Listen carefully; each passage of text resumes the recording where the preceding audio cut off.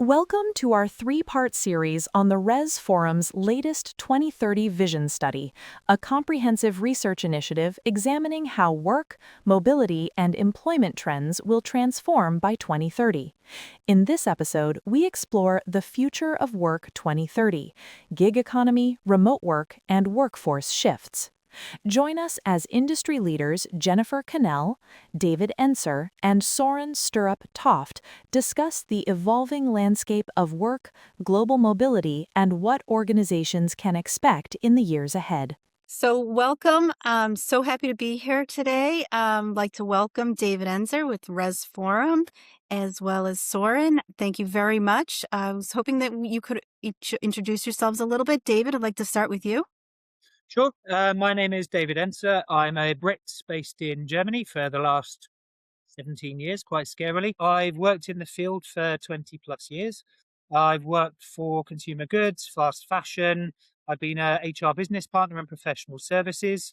And I've also lived in 5 countries myself, the UK, France, Germany, Hong Kong, and Japan. And I'm a director and founder of the Res Forum, which is an organization that explores the topic of cross-border working and all things mobility. Great. And Soren? Yeah, my name is Soren Sturup-Toft. I lead the immigration and mobility practice for Databricks outside the US. Databricks is a large data and AI storage company. I've been in mobility for probably 15, 16 years, and anything from oil and gas to pharma, and latest in the last 6 years in tech. Right, lots of different industries. And lastly, I'm Jennifer Connell. I'm with Weichert Workforce Mobility. I've been with Weichert for 25 years, same amount of time I've been within the industry. Almost all of that time has been with advisory services. We're very, very honored to have partnered with Res Forum on this groundbreaking research, the 2030 Vision Study. And we're here to talk a little bit about the findings. So, David, if we could start with you, if you want to talk a little bit about it, and Soren, if you wouldn't mind giving us your insight as well. Sure. I mean, the study itself began with a conversation I actually had with a VP from the relocation industry, going back a year and a half ago, who was genuinely alarmed by some of the statistics that they were seeing in terms of changing workforce preferences. This particular person led with the statistic that by 2030, 55% of the US workforce would in some way be involved in the gig economy. And that to me kind of indicated maybe a changing relationship with work. More and more people having a side hustle, but also more and more people taking the opportunity to change their relationship away from direct employment to being a contractor, a freelancer, for whatever reasons, personal preference, income, whatever it might be, location preferences. So the conversation spun from there, and we began to work with a couple of academics in the field, and we fleshed it out further to look at 3 broad trends that were redefining the way that global mobility would be in the coming years. It went from the gig economy, and of course it spilled over into the concept of remote work and everything that's evolved into over the last years, particularly since the pandemic. And then with all of that in mind, the third pillar really then came into focus, which is sustainable global careers. And what's that mean in practice? Well, of course, it means, what do expatriate careers look like in the future? What are the unique wants and needs of individuals when they go on assignments in the future? We've seen a reduction in the number of traditional assignments, those classic long-term expats. And amongst all of that, a big question in the back of my mind was, well, then, when you see all of that happening, and of course, with the emergence of AI, which is only gathering pace faster and faster over the course of the last month or couple of years, then where does that leave the role and the function, the functional benefit of mobility, and what's the outlook, and where can the mobility function have impact in their organization in future? So that's how the conversation came about. But Soren, what about your thoughts? Yeah, no, I think it's such an interesting study and obviously a little bit controversial, which is nice as well, because obviously I think if you read the study, then it's quite clear that this has been done provocatively as well. So it's some of the, maybe not so much remote work and the gig economy, but certainly I think the sustainable careers, whether any of these things will happen by 2030 to the extent that the paper posits, it's up for debate, but certainly it creates a really nice discussion point. And I think the remote work, to take one, is obviously here, or was here to stay, you could argue. Now I'm certainly feeling the pinch here, but also I can see across the board, like Amazon have gone 5 days, Google gone 4, Apple's gone 4. And now if you look at LinkedIn, it's not a lot of jobs that are actually would allow you to actually be fully remote.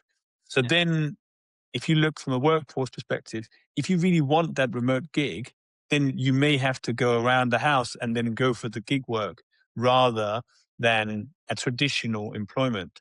And this could also be where the people who have been through the pandemic and have seen what that has done for their lives in a positive sense will pursue that in the future if employers continue to go down this trend of having people back to the office. When it comes to the sustainable global careers, I think you can look at that two ways. One is sustainability, actual sustainability, ESG, and you can look at it from a is the is the career sustainable? And I think particularly in Amsterdam, David, we looked at both of those things and people were interpreting it differently, even though the text is pretty straightforward in the actual paper. But it's a really interesting discussion that then came up that actually people were debating whether it would be sustainable longer term to be able to have these careers in this way. Whereas I think it was probably more meant for the ESG point.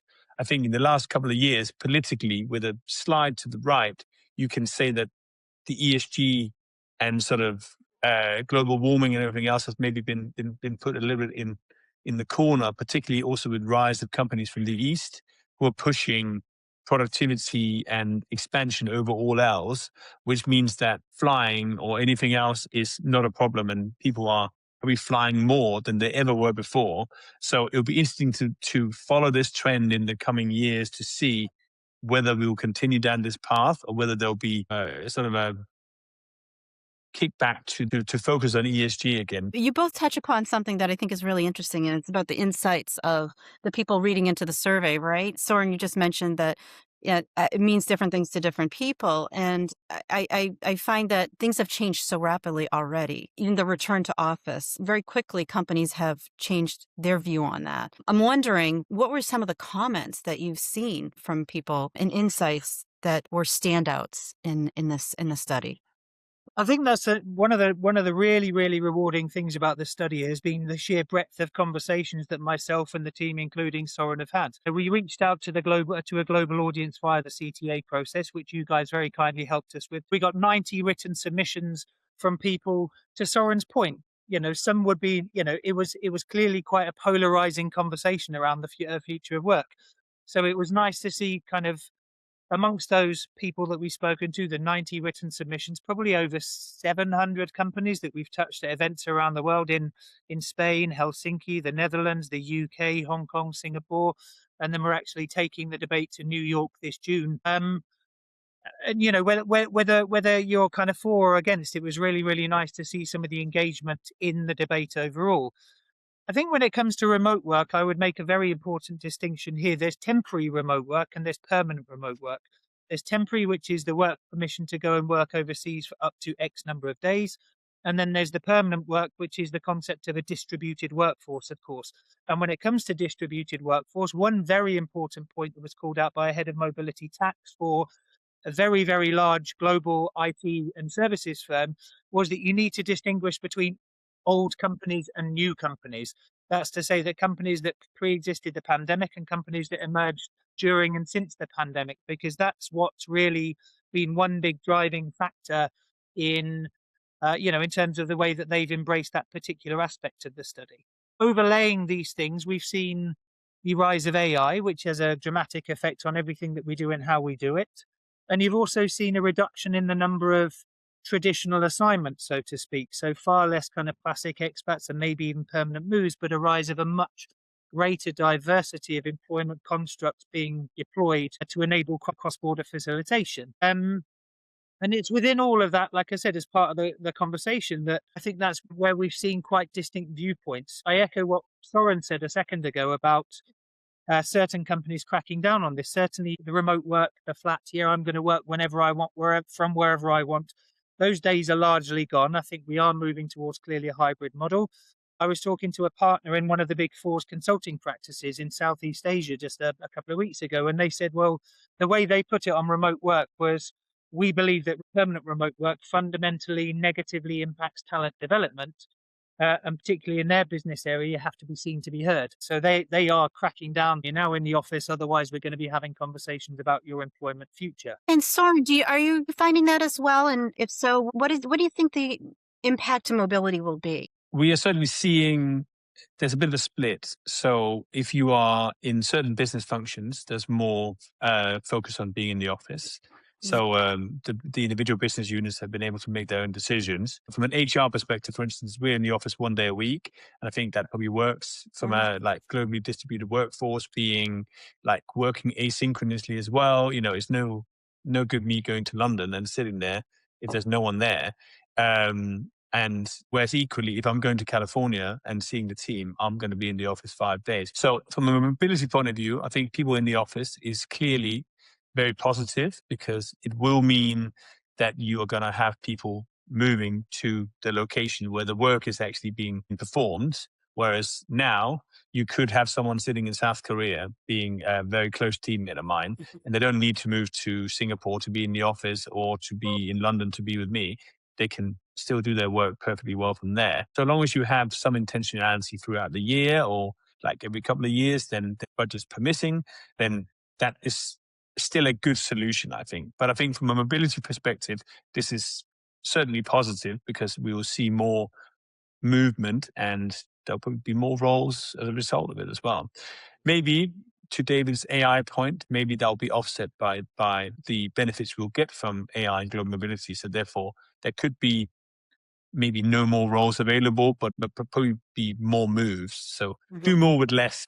I think just to the point about the remote work and sort of distributed workforce, I think it's all fine for people who've been in the industry for a long time and therefore have established themselves to do the remote work. And I'm certainly an avid follower of remote work, and being remote most of the time, because it sort of suits ability to pick up kids and everything else. However, I think for the younger workforce, I think it is debilitating for sure. And if you weren't moving people back to the office in some way, you would have to fundamentally change how people learn and interact with one another.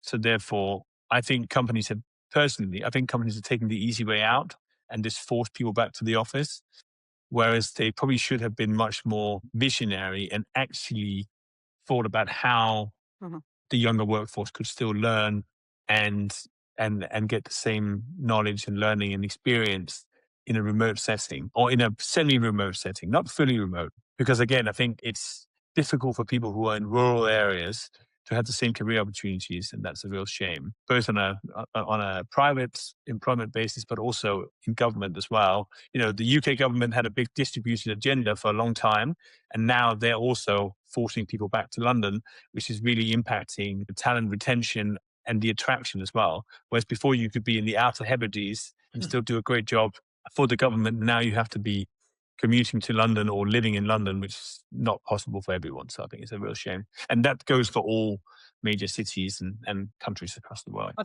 think there are a couple of, when we talk, for example, Soren, you were with me in Asia, remote work is simply not popular, or it's not part of the kind of the conversation there when it comes to work, whereas it's not popular and not pursued, it's not demanded. And yet on the flip side, it remains a part of the conversation in Europe, Middle East and Africa, and to a degree the Americas around. It's sort of still at least an expectation of some flexibility. And I like what you said about the leadership and cultural development, because that was a big thing that was called out right throughout all of the conversations around company culture as a sticking point.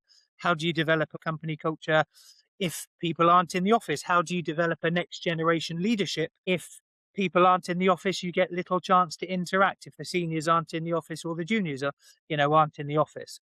So that was also a big part of the conversation. And then I think there's those generational preferences. Junior people, I'm generalizing here, but more junior people, younger people like the flexibility of remote work, whereas more senior people, older people found safety, found kind of normality in that return to the office as well.